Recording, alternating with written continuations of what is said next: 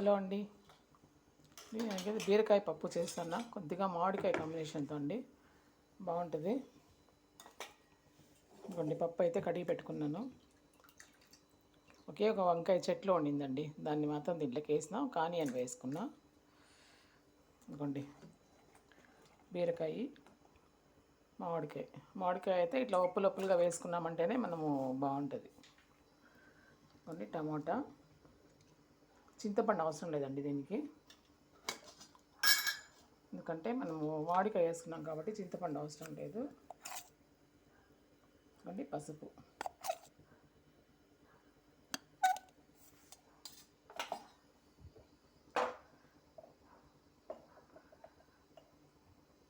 కొద్దిగా ధనియాల పొడి ఒక స్పూన్ అండి. ధనియాల పొడిలో మసాలా పౌడర్ అంతా ఉన్నాయి కాబట్టి ఇది మాత్రం చాలా టేస్ట్ ఇస్తుంది ఏ కూరకైనా సరే.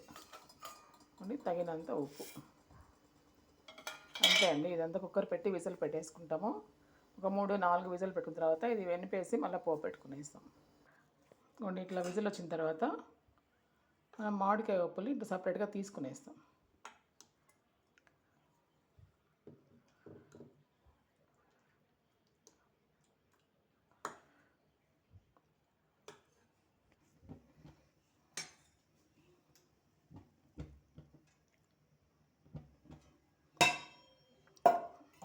ఇక పుల్లకూరకి ఎప్పుడు కొంచెం ఆయిల్ ఫుల్గా వేసుకుంటేనే బాగుంటుందండి. అండి పోపుకి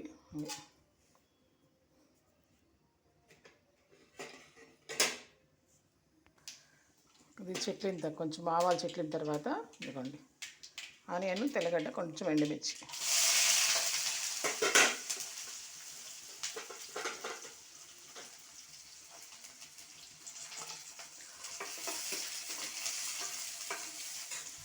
ఇది మామిడికాయ ఉప్పులు ఇట్లా సపరేట్గా తీయేస్తే బాగుంటుందండి. మళ్ళీ ఎగడ్డ వేగిపోయింది, ఇది ఇందులోకి వేసుకుని ఇస్తాము.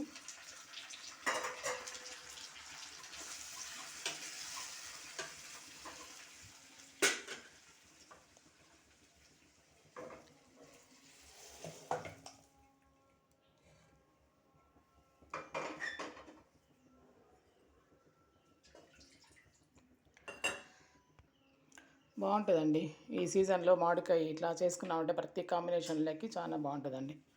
ఇదిగోండి ఇదే అండి ఈరోజు లంచ్.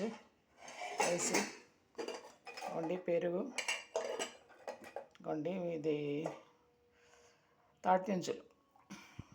ఓకే అండి, థ్యాంక్ యూ.